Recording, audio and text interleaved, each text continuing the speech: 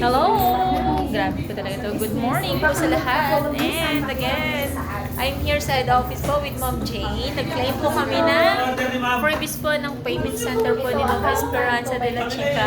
Grabe. From Italy po. At saka grabe po. Dream come true po niya ng payment center kasi matagal na po talaga niya pinapangarap ang negosyong ito. But because of wealthy lifestyle, for only 220,000 pesos, may ganyang negosyo na po siya.